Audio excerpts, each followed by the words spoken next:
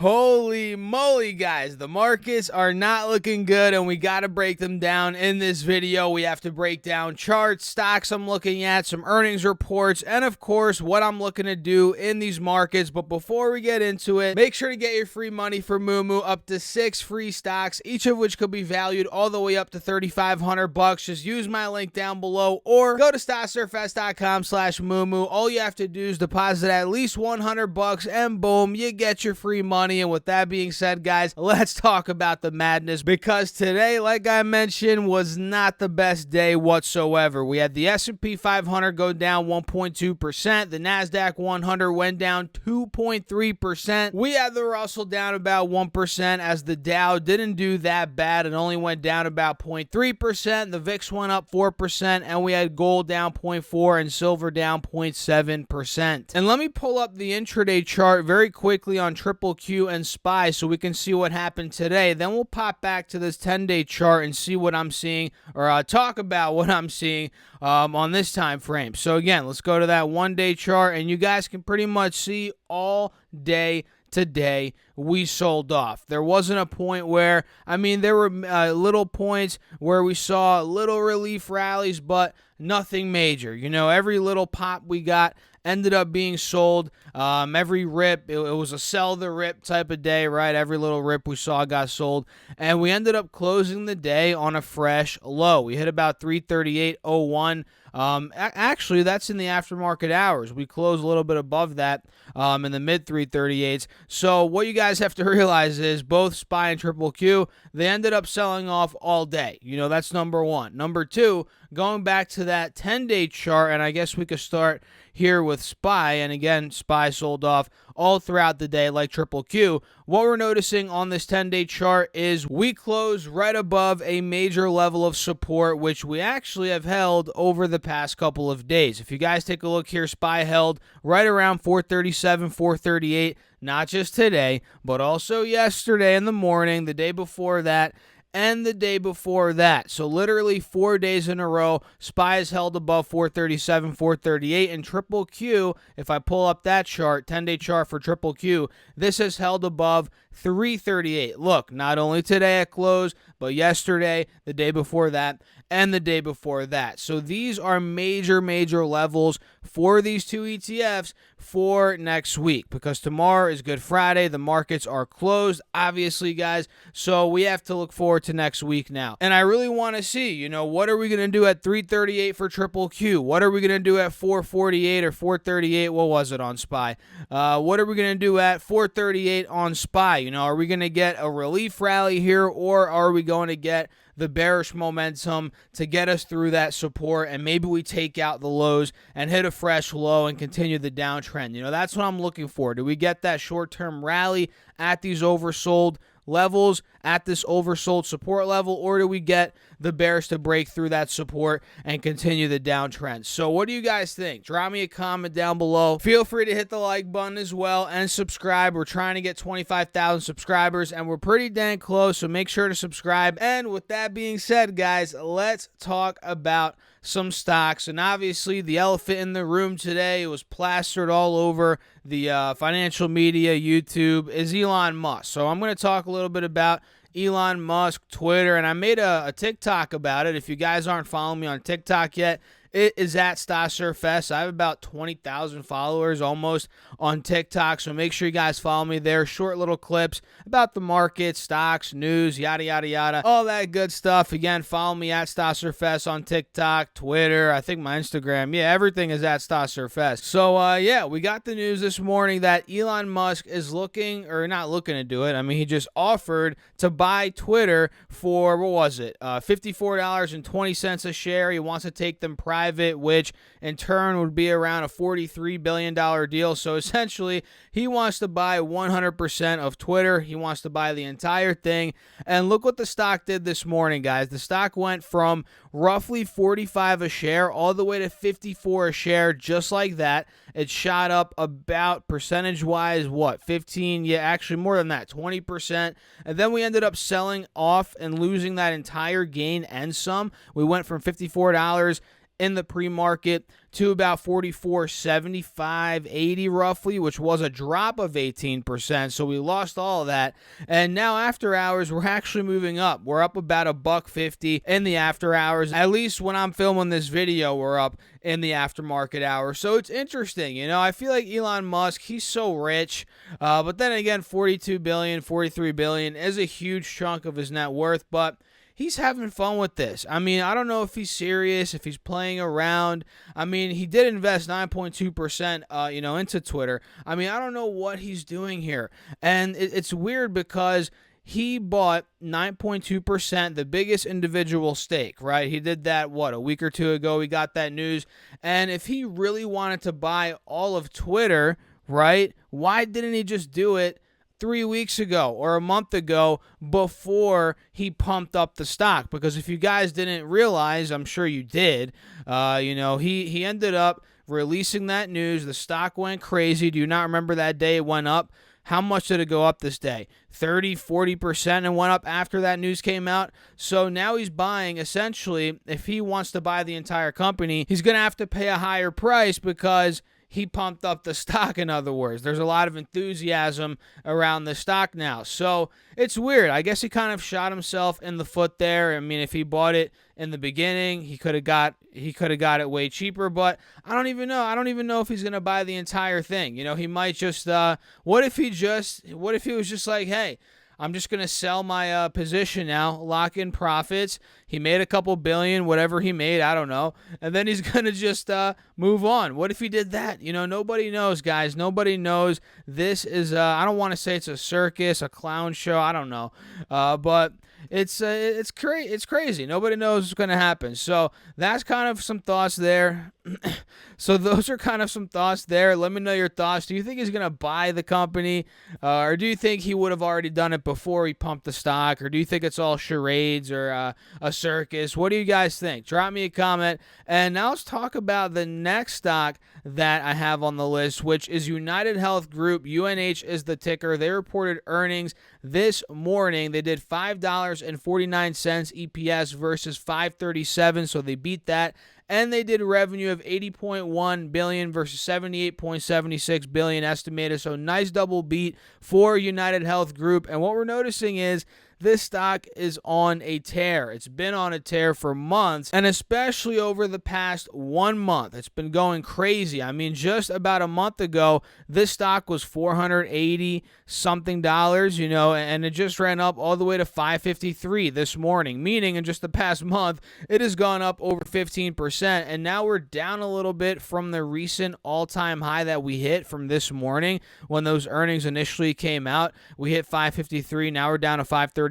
So we are down about $20, 3.2%. And going back to that 4-hour chart, if UNH maybe comes down to $520, maybe it breaks the 50 SMA, comes down to about $500, right by the 180 SMA on some kind of bigger sell-off, that would be an opportunity to get in on a dip, in my opinion, in a healthcare stock that, quite frankly, guys, a lot of these healthcare stocks have been on fire. The momentum is clearly there, and any dip should be looked at pretty seriously, in my opinion. So UNH, I'm watching. Goldman Sachs is another one that I want to talk about, which their numbers were pretty bad year over year, guys. We'll talk about these numbers here right now. They did EPS of $10.76 versus $8.82, so they beat EPS by a long shot. Revenue also beat $12.93 billion versus $11.86 billion estimated. But the thing is, guys, even though they double beat, revenue 1 year ago, get this,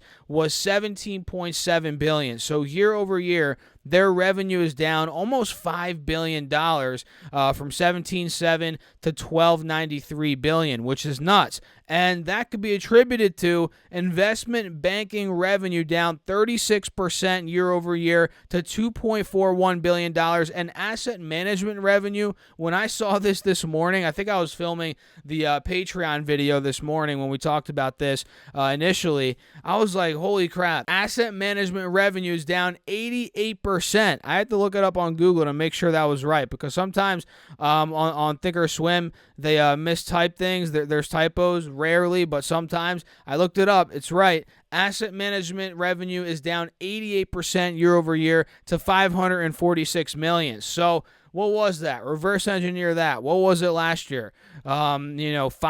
4 billion or something like that. I don't even know. So that is why the revenue's down a lot.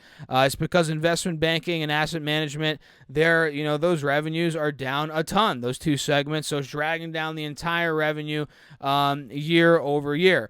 And obviously, this was priced into the stock. It's not like it's out of the blue. Nobody expected it because if it was out of the blue, the stock would have went down 10% today. But obviously, it did not.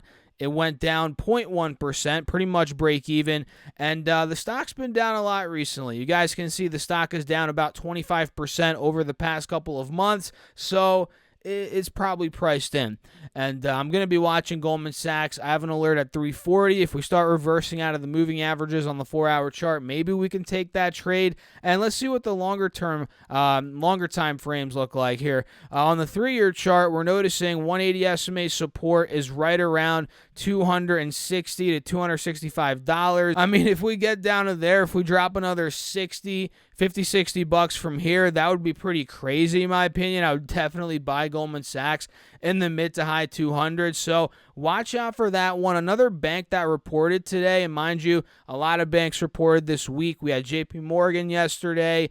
Today we have Goldman Sachs, we have Wells Fargo, which we're going to talk about right now. WFC is the ticker. They ended up doing EPS of 88 cents versus 81 cents estimated, which beat. Revenue came in at $17.59 billion versus $17.81 billion, which missed. So BDPS missed revenue. And just like Goldman Sachs, even though these banks are a little bit different, guys, a little bit different in terms of what they do, yada, yada, yada. We're not going to get into that in this video. Both of these have been down a lot. The banks in general have been down a lot. You know that. Wells Fargo today alone went down 4.5%, but overall in the past 2-3 months, it is down 25%. Well in a bear market, right? Well in a bear market. And now we're down to about 45, 43 a share, which you guys can see. This is where we've held as support over the past couple of months. Pretty much since the beginning of September, we've tested 43 to 45 many times. So Wells Fargo, I think, if we end up breaking the lows from the beginning of March, being around 45 on the dot, and that's where we are right now, if we break that point, I'm going to actually set an alert there. Mark is at or below 45 bucks. If we take that point out, we're probably going to go to $43. We might see a gap down of around 3.5%, 4%. And at 43 bucks, that's where I would expect a pretty sharp relief rally, V-shaped recovery rally. And that's where we could potentially trade it. So for now, I'm just laying off. I have my alert set. We'll see what happens, and we'll go from there. Ally Financial is another one that reported earnings today. The stock went down 5% on the day, and just like Wells Fargo, just like Goldman Sachs, this one is down a lot, and it's now testing the lows from the beginning of March, being around 40, 39.80 per share, and it closed at about 41.20 a share. And geez, it is storming outside. What the heck is going on? Guys, this weather has been bipolar. I'm in Jersey, and it's getting really hot now. All of a sudden, it's 85 degrees. 2 weeks ago, it was 40 degrees. Now it's storming. Tomorrow, it's going to be sunny. I mean, this is all over the place, but we're going to continue banging this video out. So Ally is right around a big support from the past month. We have to see what it does at this point. Do we take that point out? We hit a lower low, continue the downtrend, or do we get some sort of relief rally? So let's see these earnings. They did $2.03 in EPS versus $1.95 estimated. We had revenue come in at $2.21 billion versus $2.13 billion estimated. So they actually did, they had a double beat. Pretty nice quarter for Ally Financial.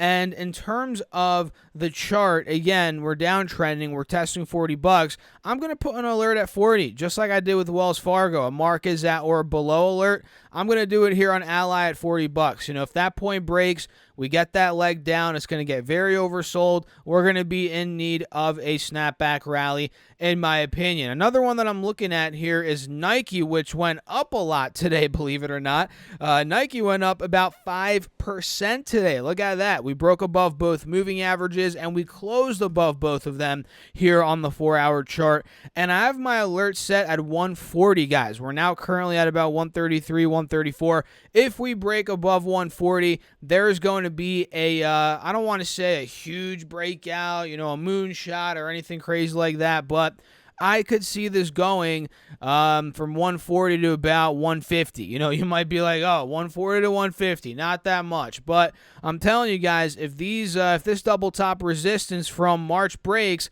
there's no resistance till about 150, which was a big resistance early in February to mid-February. So keep your eyes on Nike. It's getting there. It broke up today above the moving averages, which is great, but don't get too excited until it starts breaking, or at least in my opinion, I'm not getting excited until it starts breaking 140. So that is NKE. And another one that I'm looking at here is Caterpillar.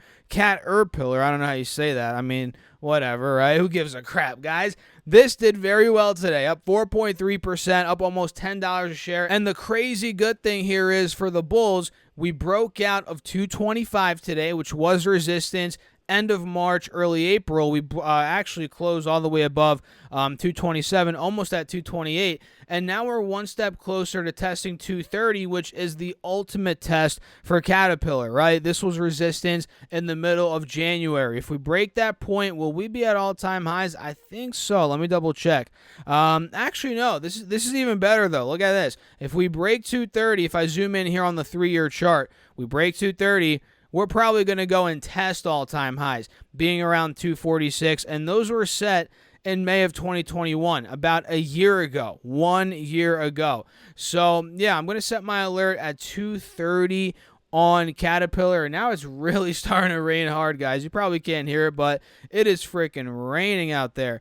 Anyway, I'll do it at 231. Mark is at or above $231 a share. And the last one, we might as well do one more. This is the 8th one today, guys, and this is one I called out yesterday, I believe, or maybe the day before. It's Marriott International. This one up 3% on the day, and look at what we did today. This is very, very good for the bulls. And what we saw 2 days ago or yesterday was good for the bulls as well, where we broke above both moving averages, but we closed within the wedge a day or two ago. Today we broke out of the wedge, and I think that was yesterday we closed in the wedge. And again, today we broke out of the wedge, up 3%, $5 on the day, and we also broke out of the highs from 2 weeks ago, the end of March. So this looks really good, in my opinion, guys.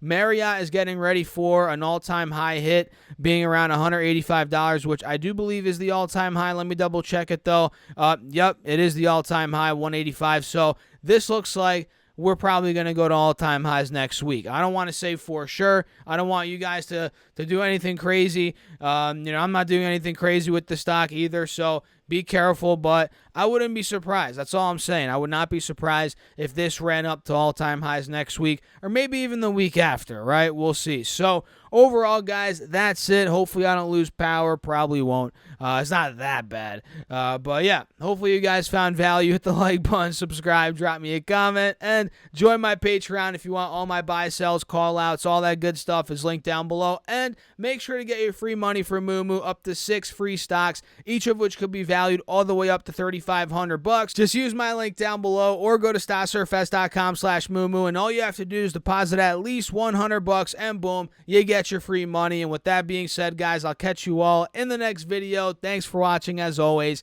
peace out.